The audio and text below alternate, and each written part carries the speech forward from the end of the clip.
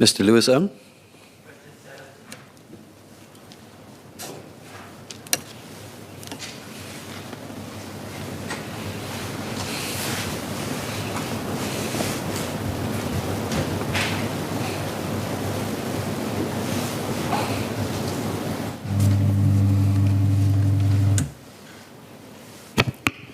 Mr. Deputy Speaker, my ministry has previously provided the member with statistics relating to claims brought in the Community Disputes Resolution Tribunal, or the CDRT, for unreasonable interference caused by excessive smoke, which includes second-hand smoke. The member will therefore be aware that claims can be brought under Section 4 of the Community Disputes Resolution Act 2015, or the CDRA, for cases of smoking near balconies or windows in homes when the second-hand smoke interferes with a neighbour's enjoyment of his or her property. Section 4.1 of the CDRA states that a resident must not, by an act or omission, cause unreasonable interference with another neighbour's enjoyment or use of place of residence. Section 4.2, subsection A, states that the interference may include an act of causing excessive smell and smoke. As a court of law, the CDRT requires a claimant to present sufficient evidence to show that the respondent caused excessive smoke and smell to such an extent that it causes unreasonable interference. That's the threshold and the test. Bare allegations are insufficient. Any evidence that points towards the source of interference, the type of interference, or its intensity and surrounding circumstances would therefore be relevant. Some examples include letters or contemporaneous messages which are exchanged between the neighbours which may point to or suggest the source of the second-hand smoke, written records that set out the specific dates and time of the acts in question and also show an established pattern of smoking, and if possible, photographs or video recordings which capture the particular resident in the act of smoking.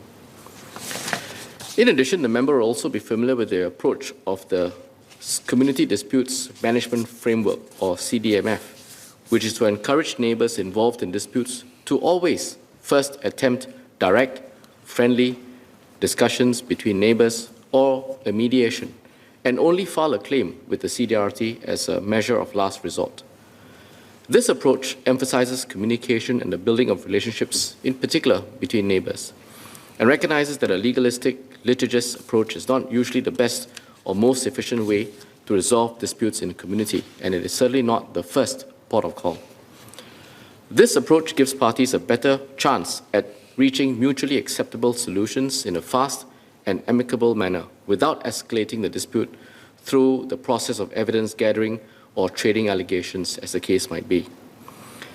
As separately conveyed to this House, an interagency committee led by MCCY is reviewing the CDMF and is studying a range of proposals. These include promoting neighbourliness as a way to reduce the likelihood of disputes arising in the first instance, and also increasing the awareness and accessibility on the use of community mediation as the primary way to resolve disputes between neighbours. Thank you, Mr. Deputy Speaker. Mr. Lewis-Ng.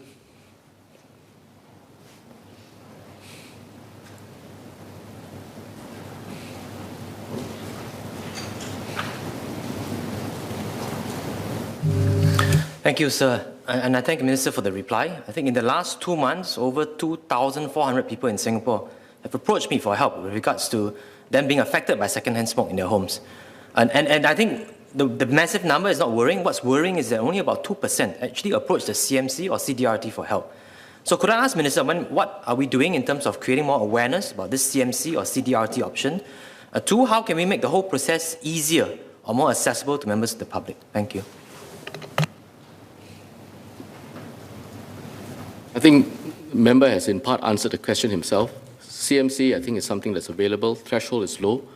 The cost, if I'm not mistaken, from memory is $5 per claim. Sometimes there are difficulties, of course, getting both sides to come to a mediation. That's, of course, understandable. And that's why the CDMF is working at measures which, as I've explained in a prior written answer before in this House, we are considering a range of options, including, in some cases, mandating the mediation.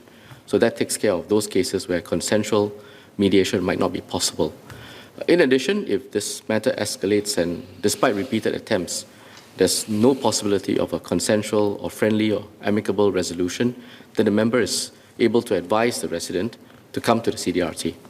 In that situation, obviously the limitation is in part that there must be substantial evidence, at least substantial to the extent that you cross the relevant threshold in a manner which I've explained just now, because a CDRT is an adjudicatory tribunal and it has to go on the basis of what's the appropriate remedy to impose given the nature of the evidence.